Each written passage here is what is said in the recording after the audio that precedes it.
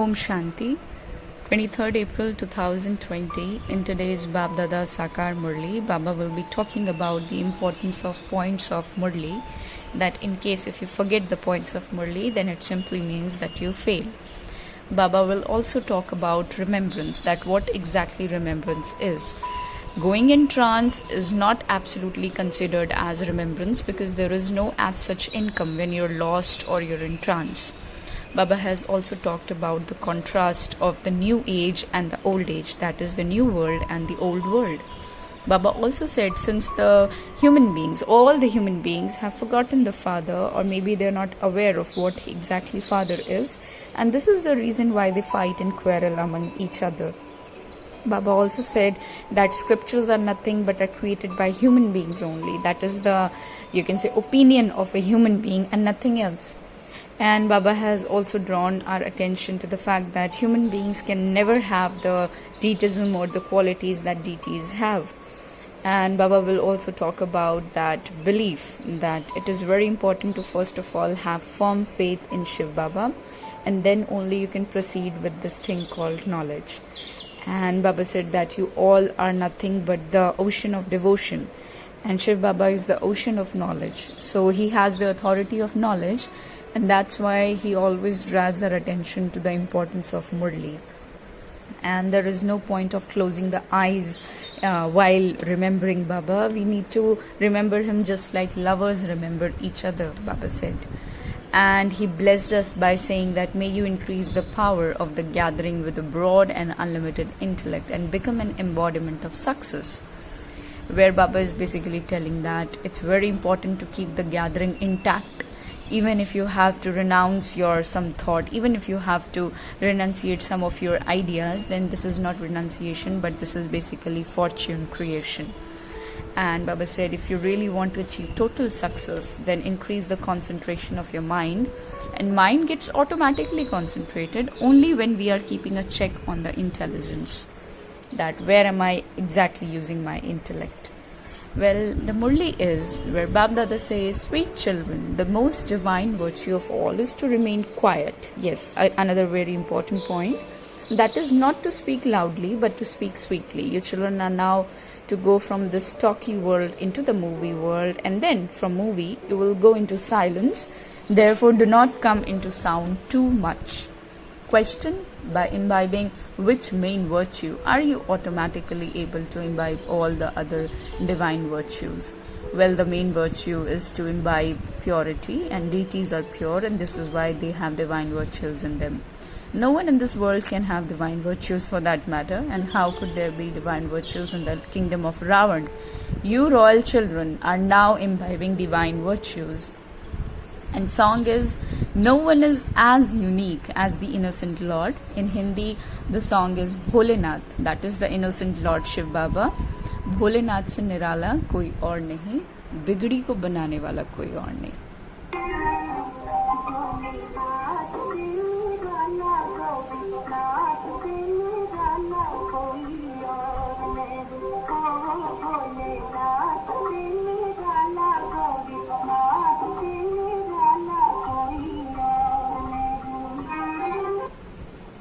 Baba says, Om Shanti. You children now understand that there is only the one Father who reforms, which has been spoilt now. Well, people on the path of devotion go to many others. Basically, Baba is saying the one who reforms us, we all have become spoilt at the end finally. And he's again here to reform us and make us again pure deities. Well, people on the path of devotion go to many others. They go on so many pilgrimages, etc. There is only the one who reforms that which has been spoiled, and only the one who purifies the impure. There is also only the one bestower of salvation, the guide and the liberator. And this is the praise of him. But because there are innumerable human beings, many religions, sects, and isms, like so many isms are there. Hinduism, isn't it? Christianism and scriptures, of course. Well, people seek God on so many different paths. They go to satsangs, that is nothing but spiritual gatherings for peace and happiness, and those who do not go to those satsang, they remain intoxicated in the intoxication of Maya. So you children know that it is now the end of the Iron Age, and Baba also says that people do not know when the Golden Age will come, or what age is it now, what exactly age it is running at this very time. Any child can understand that there is definitely happiness in the new world and sorrow in the old world. There are many people and many religions in this old world, so you can explain to anyone that the Golden Age existed in the past and that this is now the Iron Age. There was only the one original eternal deity religion in the Golden Age, and no other religions existed there, where Baba has already explained to you many times, and he's telling you again that show the contrast between the old world and the new world to anyone who comes. It doesn't matter what they say. Some say that the duration of each cycle is 10,000 years, and others say that it is 30,000 years. Well, there are innumerable opinions. There is no point of paying any attention to that. And they have the directions of the scriptures. There are many scriptures in many directions. And they are the directions of human beings. Scriptures are also written by human beings. Deities do not write them, and neither Shiv Baba does. So in the Golden Age, there is the deity religion, and they are not even called human beings. Tell all of this to your friends and relatives that you meet. Tell all this to your friends and relatives that you meet, isn't it? So these things have to be thought. These things have to be thought about. There are very, very few people in this new world, whereas the population of the old world has grown so much. In the Golden Age, there is only the one deity religion, and there are very few human beings. The population is so low, isn't it? Only deities have divine virtues, and human beings do not have them, and this is why human beings, they give salutations to the deities, and why they sing songs of praise to the deities. This is the reason, isn't it? They know that the deities reside in heaven and that they themselves are living in hell in the Iron Age. Human beings cannot have divine virtues. So if someone says that, suppose so and so has very good divine virtues, tell him that only deities have divine virtues, because only they are pure. Here, because no one is pure, so no one can have divine virtues as such. Well, we need to explain that this is the devilish kingdom of Ravan, and the deities with divine virtues belong to the new tree. Then the tree finally becomes old, and no one with divine virtues can exist in the kingdom of Ravan. In the Golden Age, there is the family path of the original eternal deity religion, and those on the family path are praised. Similarly, Baba says that in the Golden Age, we all were pure deities. The path of renunciation does not exist there. There is no point of leaving our homes and going to jungles or forest in order to sit and renounce all the activities, etc. No. Well, Baba says you receive so many points. However, all these points cannot stay in anyone's intellect, isn't it? You fail because you forget the points and you do not imbibe divine virtues. This one divine virtue is very good. And which divine virtue? Not to talk too much to anyone unnecessarily, and to speak sweetly, and to speak less, because you children now have to go from the talky world into the movie world and then into the world of silence. Therefore, stop talking so much. Someone who speaks very little and very softly is understood to be from a royal family. Let there be jewels constantly emerging from your mouths, and no matter who it is you speak to, even if it is a sannyasi, explain to him the contrast between the old world and the new world. In the Golden Age, there were deities with divine virtues. There was the household path, and the religion of you sannyasis is totally separate. Nevertheless, you do understand that the new world was Satopradhan, and that is now Tamopradhan. When souls become Tamopradhan, they receive Tamopradhan bodies as well. Because the formation of this body inside the womb is absolutely dependent upon the quality of the soul. Absolutely dependent. DNA, the quality of DNA is dependent on the quality of soul.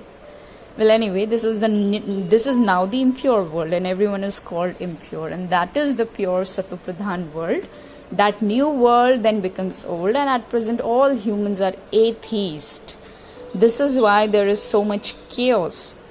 Because they do not know their Lord and Master, they continue to fight and battle amongst themselves. Basically, they do not know the Lord and Master, which means they are not aware of the knowledge of Baba. And when there is lack of understanding and knowledge, so definitely there have to be quarrel and fighting, right? So Baba says they continue to fight and battle amongst themselves. Those who know the creator and creation are called theists. And those who belong to the religion of renunciation do not know the new world. Therefore, they do not even go there. The Father has explained that all the souls are at present Tamopradhan, who can now make all souls Satopradhan. Baba is asking, if all souls are Tamopradhan, then who can make all souls Satopradhan? Only the Father can do this. There are very few people in the Satopradhan world, and at that time all the rest are in the land of liberation, and that is the element of Brahma where we reside as souls, and it is called Brahman. Souls are imperishable. This is an eternal play in which all souls have their respective parts to play, isn't it? So no one can tell you when this play began, and this drama is eternal. So the Father simply has to come and change the old world into a new one. And it is not that the Father creates a new world. When people are impure, they call out to Him, and no one in the golden age calls out to Him, because that world is absolutely pure. Ravan makes you impure, and then the Supreme Father, the Supreme Soul, comes and makes you pure. Baba comes in action after that. And the day of Brahma and the night of Brahma are said to be half and half equal, isn't it? The day dawns with knowledge, and there is no ignorance. And the path of devotion is called the path of darkness of ignorance. Whilst taking rebirth, the deities enter darkness. And this is why it is shown in the picture of the ladder, how people go through the stages of Sato, Raju and Tamo. And everyone is now in a state of total decay.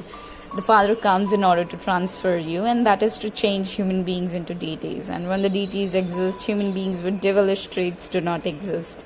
Now, who would make those with devilish traits into those with divine virtues? There are now many religions and so many people, and they continue to fight and quarrel. In the golden age, there is just only one religion. Just imagine, there is no question of sorrow there. And many tall stories are written in the scriptures.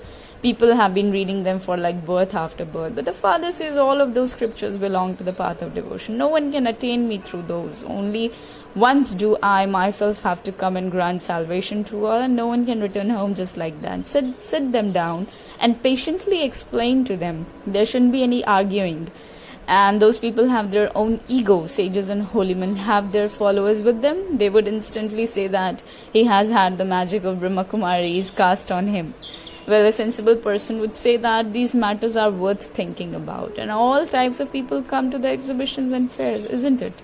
So when any of them come to your exhibition, patiently explain to them, just as Baba explains to you, with so much patience. Do not speak too loudly. Many people gather together at exhibitions, therefore tell them, allow yourself some time and come on your own and understand it. Basically invite them to the center. And I will tell you the secrets of the Creator and creation. Only the Father, the Creator, is able to explain to you the beginning, the middle, and the end of the creation. And everyone just simply says, Neti, Neti, neither this nor that. So not a single person can go back yet. Once salvation has been received through knowledge, there is no further need of knowledge. No one but the Father can explain this knowledge to you. And when a mature person explains, people think that he's experienced and he must have gone to satsangs, etc. When a child explains, they think, what does this one know? Therefore, such people can be influenced by you mature ones. The Father only comes once to explain the knowledge to you, and he makes you Satopradhan from Tamopradhan. And if you mothers just sit with others and explain to them, they can become happy. Tell them, the Father, the ocean of knowledge, has given the urn of nectar to us mothers. We then give it to others and continue to speak with a lot of humility.